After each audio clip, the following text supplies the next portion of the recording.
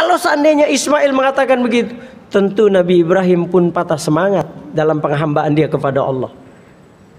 Tapi ini jawaban luar biasa Ismail. Ya abati fa'al ma tu'mar satajuduni insyaallah minas sabirin. Lakukan ayah kalau memang itu perintah Allah. Ibrahim di situ semakin kuat dia. Semakin luar biasa ketaatan dia kepada Allah. Maka disitulah kemudian Nabi Ibrahim mengatakan, Ismail, adakah yang kau ingin sampaikan? Ada ayah. Nanda ingin mengatakan sesuatu ayah. Apa itu nak? Pertama ayah, sebelum ayah menyembelih aku atas perintah Allah, tolong tajamkan pisau ayah, supaya ayah tidak melihat aku kesakitan karena tumpulnya pisau itu. Yang kedua ayah, tolong telungkupkan wajahku ke bawah, supaya ayah tidak melihat wajahku. Karena biar bagaimanapun ayah tidak akan tega manakala ayah menyembelihku, di saat itu ayah memandang wajahku. Wajah anak yang selama ini ayah dambakan kehadirannya. Puluhan tahun ayah menanti kehadiranku. Tolong telungkupkan wajahku ke bawah ayah. Maka ini kemudian menjadi isyarat, menjadi syariat bagi kita umat Islam, bahwa kita berkurban disunahkan melakukan itu. Yang ketiga ayah, tolong ikat tangan ini dan kaki ini, supaya ayah tidak melihat aku nanti menggelepar-gelepar karena begitu sakitnya sembelihan itu. Ayah tidak melihat aku meronta-ronta, menggelepar-gelepar. Maka ayah ikat kaki dan tangan ini. Yang keempat ayah, tolong angkat kain ayah, supaya darah yang keluar dari leher ini tidak mengenai kain ayah. Karena biar bagaimanapun, pada saat nanti ayah melihat kain itu bercak darah dari leher Nanda, ini akan mengingatkan ayah kepada diriku dan akan membuat kesedihan ayah terus menerus. Dan selanjutnya ayah, kalau ayah nanti melihat ada anak-anak yang sebaya dengan aku ayah, jangan tatap mereka terlalu lama ayah. Karena ini akan mengingatkan ayah kepada diriku dan akan membuat kesedihan ayah. Aku tidak ingin ayah sedih setelah itu. Dan tolong berikan baju ini untuk ibu. Dan jangan ceritakan bagaimana ayah memperlakukan aku pada saat disembelih. Karena tentu seorang ibu tidak akan tega mendengarnya. Makin sedih Ibrahim alaihissalam. Tapi ini perintah Allah. Ini perintah Allah. Maka siap Nabi Ibrahim alaihissalam melaksanakan perintah Allah. Di saat Nabi Ibrahim alaihissalam meletakkan pisau itu ke leher Ismail, Allah merubahnya dengan seekor kambing kibas yang Allah datangkan dari surga. Tergantikanlah sosok Ismail dengan seekor kambing kibas. Seluruh malaikat melihat kejadian dan fenomena itu, mereka bersyukur kepada Allah. Maka syukurnya seluruh malaikat itu kemudian mereka apresiasi dengan kalimat takbir. Allahu Akbar, Allahu Akbar, Allahu Akbar. Menggema seluruh kalimat takbir itu ucapan malaikat. Dan Nabi Ibrahim alaihissalam pada saat itu sebagai wujud rasa syukur karena tergantinya sosok Ismail dengan seekor kambing kibas, Nabi Ibrahim pun mengucapkan kalimat tahlil. La ilaha illallah wallahu akbar. Ismail yang terganti dengan sosok kambing kibas pun tidak luput mengucapkan rasa syukur. Lalu kemudian dia pun bertakbir, Allahu akbar walillahil hamd. Itulah yang kemudian menjadi syariat buat kita manakala kita berkurban, mengucapkan dan mengumandangkan kalimat takbir, tahlil dan tahmid.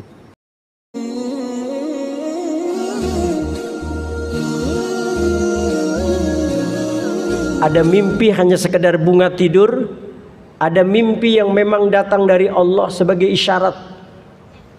Makanya Rasulullah Shallallahu Alaihi Wasallam mengajarkan kita, kalau kita ingin mimpi kita sebagai ru'yatus saleh, mulailah dari mulai tidur kita.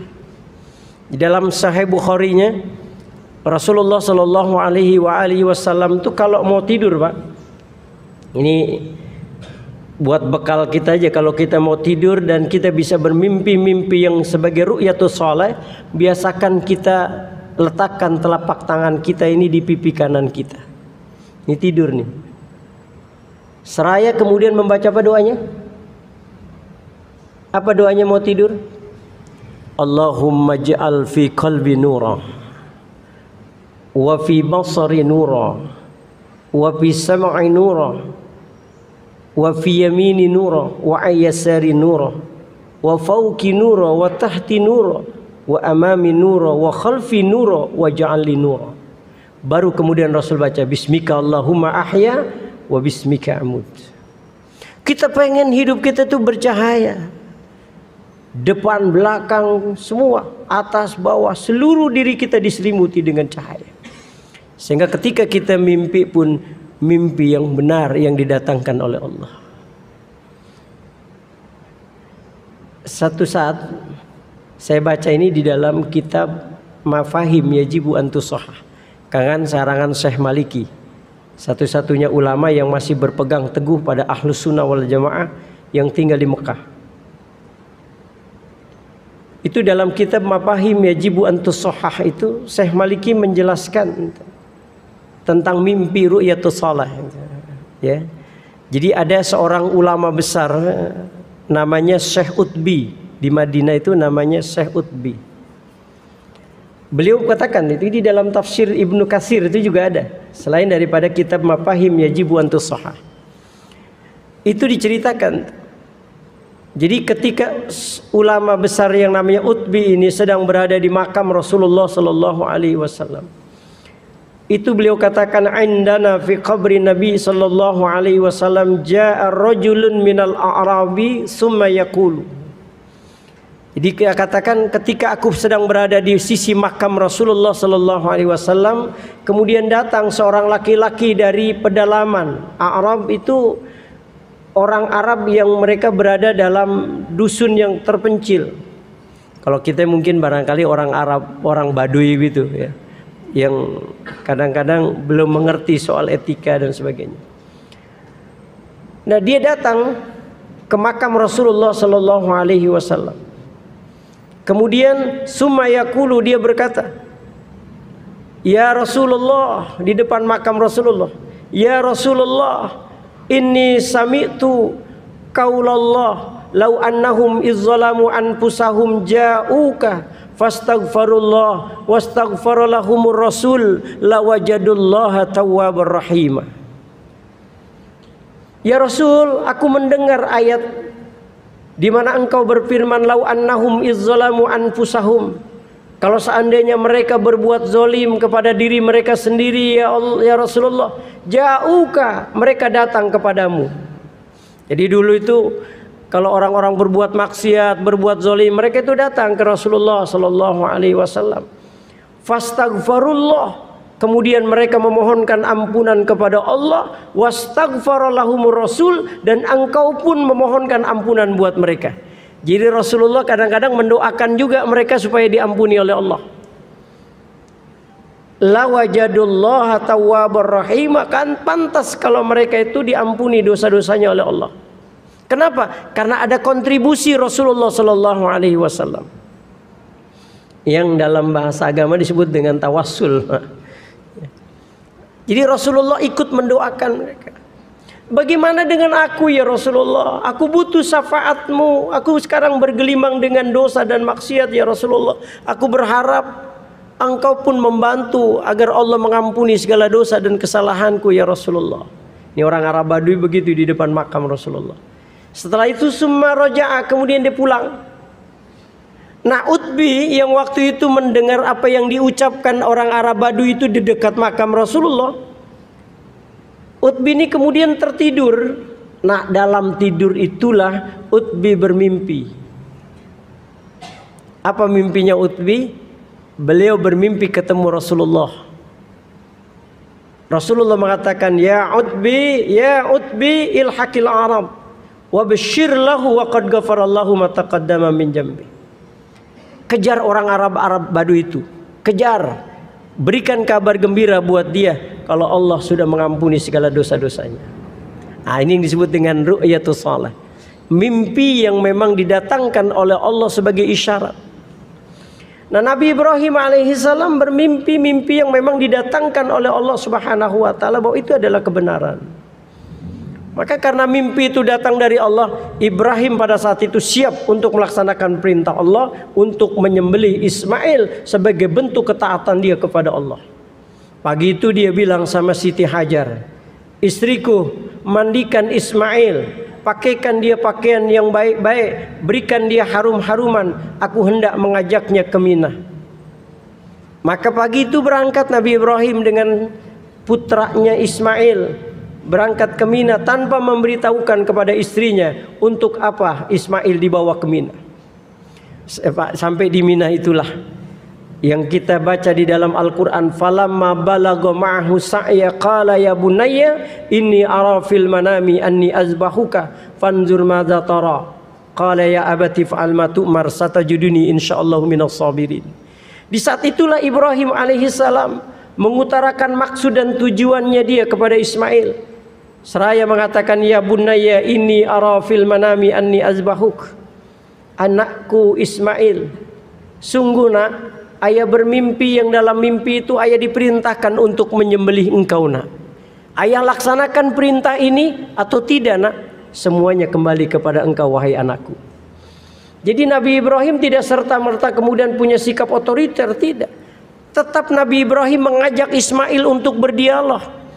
Dan Ibrahim tetap mengembalikan persoalan ini kepada Ismail alaihissalam. Jadi penentunya adalah Ismail. Maka Nabi Ibrahim mengatakan ya bunayya inni ara fil manami anni azbahuka fanzur madza tara. Bagaimana pandanganmu nak? Ayah laksanakan perintah ini atau tidak? Itu Ismail memang anak yang saleh. Ucapannya itu membuat bergetar Nabi Ibrahim alaihissalam. Ya abati fa'al ma tu'mar satajuduni insyaallah minas sabirin. Ayah, kalau memang ini perintah Allah, lakukan ayah. Lakukan. Mudah-mudahan Allah menjadikan aku menjadi orang-orang yang sabar. Menetes air mata Ibrahim sambil mengatakan, Ismail, kau bukan hanya anak yang soleh nak, tapi kau telah menghantarkan ayahmu dalam kesolehan. Bayangkan ucapan Ismail yang mengatakan ya abati fa'al ma tu'mar sungguh menggetarkan kalbu Ibrahim alaihissalam dan semakin kuat ketaatannya dia kepada Allah Subhanahu wa taala.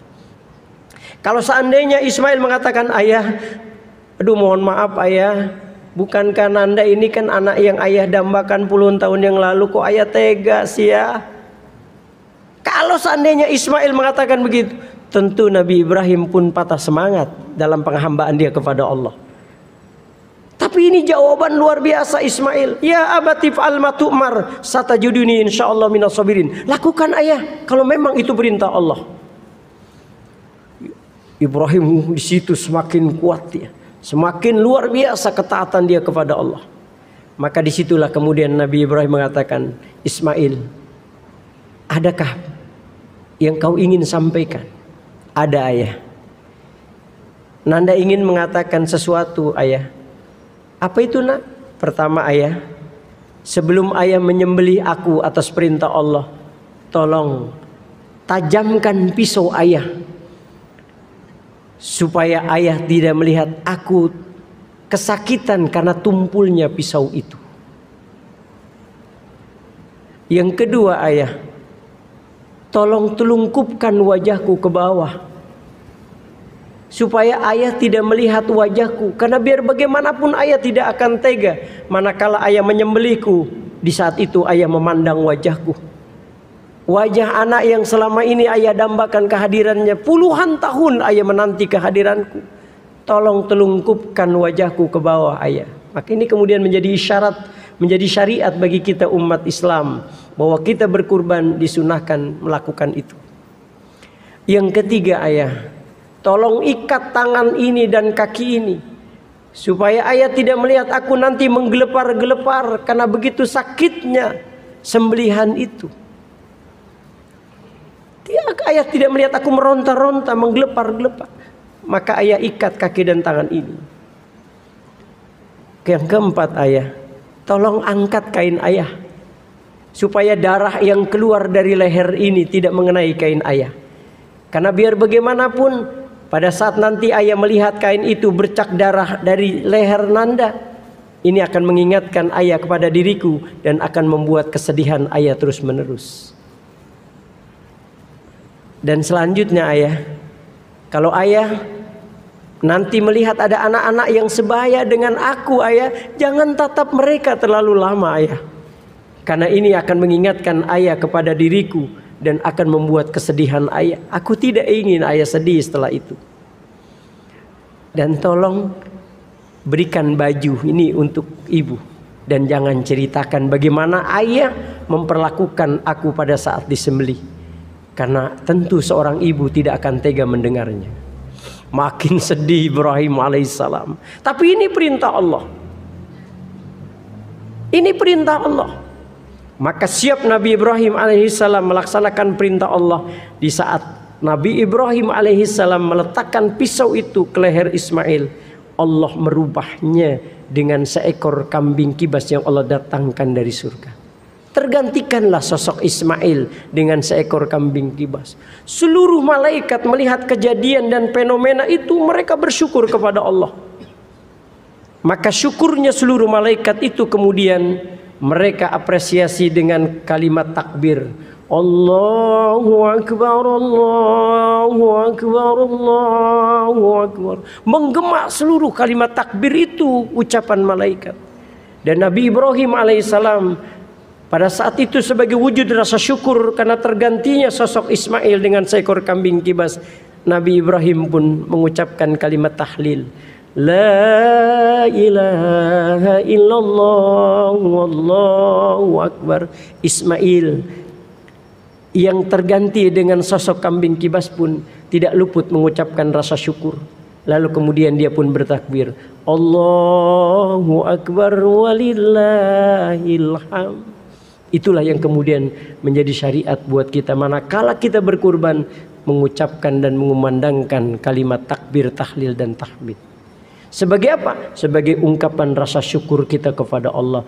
Begitu juga ungkapan rasa syukur malaikat Nabi Ibrahim dan Nabi Ismail alaihissalam atas fenomena yang terjadi ketika tergantinya sosok Ismail dengan seekor kambing kibas. Nah, hadirin sekalian yang dimuliakan Allah Subhanahu wa taala. Ada sisi dari cerita ini tentang bagaimana sosok Ibrahim yang dia kepada Allah itu selalu menempatkan satu sikap husnuzon kepada Allah. Ini prinsip Nabi Ibrahim. Kenapa Nabi Ibrahim selalu mendahulukan perintah Allah daripada yang lain? Karena Nabi Ibrahim yakin bahwa setiap perintah Allah pasti di baliknya itu ada sebuah kebahagiaan. Inilah yang dimaksud di dalam Al-Quran. Wa asa an takrahu syai'a wa huwa khairul lakum. Boleh jadi menurut kalian itu sesuatu yang tidak enak, tapi sungguh Allah memberikan sebuah kebaikan di dalamnya. Perintah Allah untuk menyembelih Ismail oleh ayahnya Ibrahim. Ketika Nabi Ibrahim siap melaksanakan, tapi kemudian Allah akhirnya memberikan sebuah kebahagiaan Nabi Ibrahim alaihissalam dengan tergantinya sosok Ismail dengan seekor kambing kibas. Ya, mudah-mudahan kita bisa dan mampu meneladani sosok Nabi Ibrahim alaihissalam, bagaimana keyakinan beliau dan husnuzonnya beliau kepada Allah bahwa setiap apapun yang diperintahkan Allah pasti endingnya adalah sebuah kebahagiaan. Yang kedua, bagaimana sosok Ibrahim dengan kedermawanannya yang kemudian dia mendapatkan kedudukan di sisi Allah sebagai kekasihnya Allah Subhanahu wa taala. Mudah-mudahan ini akan menjadi semangat buat kita untuk berkurban esok, ya, sebagai wujud rasa syukur kita diberikan karunia oleh Allah Subhanahu wa taala. Itu saja barangkali yang bisa saya sampaikan. Sekali lagi mohon maaf lahir batin. Wallahul muwaffiq ila aqwamit thoriq. Wassalamualaikum warahmatullahi wabarakatuh.